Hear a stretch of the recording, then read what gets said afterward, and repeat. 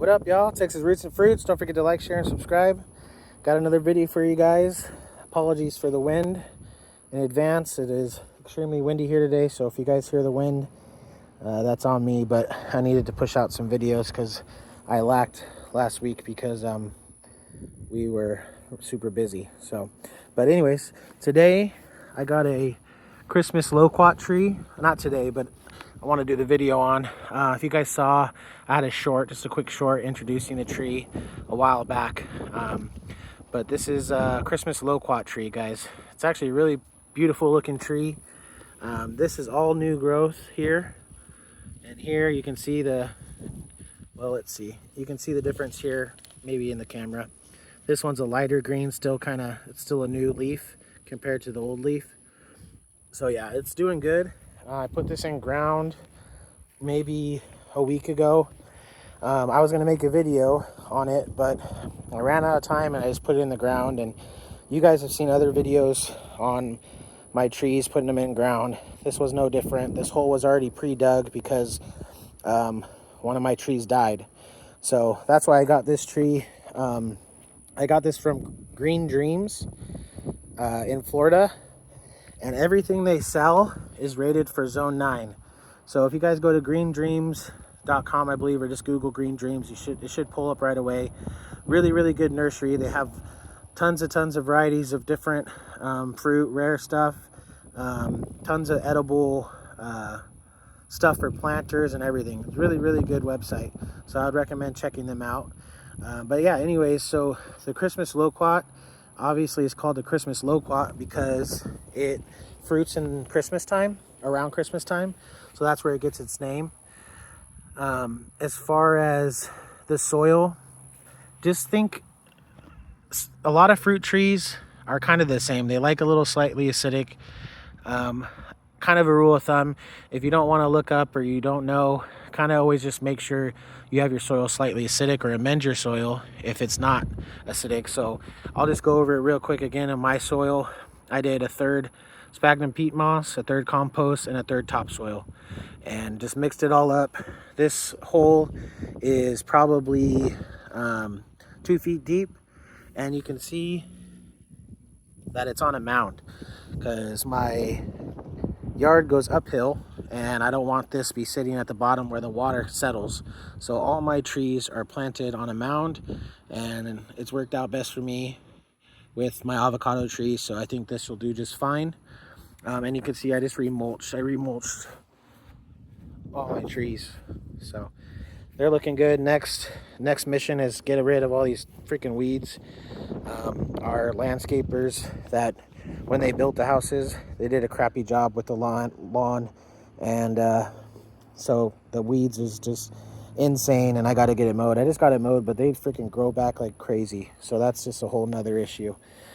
But yeah, as far as the fruit is probably, I'd say, about that size. It's yellow. I've heard it's very, very good. This is a sweeter loquat variety. I think one of the sweeter ones. I like sweeter stuff. I'm not a big sour or bitter kind of guy, so I usually always get typically the sweeter end of the varieties. And so I'm excited to try this one. It's kind of a cross between, it has like a citrusy hint, apricot. I've heard peach. I've heard a bunch of different mixes, honestly, but that's kind of the flavor profile you're looking for right there. And as far as, like I said, I'm in zone 9A, Central Texas, and I emailed the nursery before I bought this tree, and I was like, hey, I live in zone 9A, Central Texas. Would this tree work here? And that's when they responded back, said, yes, everything we grow here would grow in your zone, so we're going to put it to the test and see. I think the tree itself would be fine. We'll see about the fruit. I think the fruit, depending on the year, could be good or bad, just depending on the winters. But the tree itself can withstand like 10 degrees. This is a very cold hardy fruit tree. It's perfect for Texas. It likes full sun, so we get a ton of sun in the summer. But and I'll see, hopefully the sun is not too strong here. If it is, we can cover it. I think it'll be just fine. But in the winter, it gets cold here at least a couple weeks, 3 weeks out of the year, depending on the year. And this tree compared to what the tree I had here will withstand the cold. The fruit, on the other hand, is cold hard. It's still kind of cold hardy. It's down to 27 degrees. So that'll be, you know, that's when it'll start kind of killing off the flowers or the fruit. So if it is fruiting in the future, I will definitely cover it. And I think I could do a good job. And just with this being as cold hardy as it is, it's not going to be as big as a pain. It's like my poncho. This thing lasted all last year. In the 20 degrees or 19 degrees it got down to. So, and it's still good. And so yeah, this one will be just fine, I think, and it's even more cold hardy.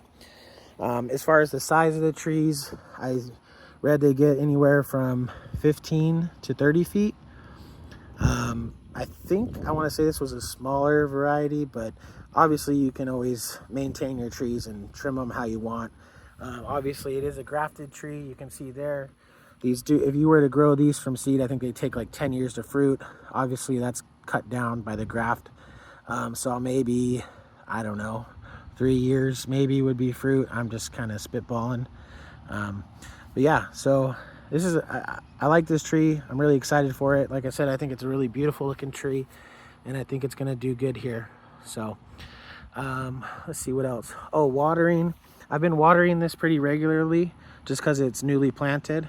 But once it's good, honestly, it'll just kind of do its thing, and I'm really not too worried about it. It should be fine. Like I said, it gets all the water runoff and all that. So I'm really not too worried about watering this thing too much, just because of how my yard is. And so just keep that in mind. And it's obviously far enough from the house.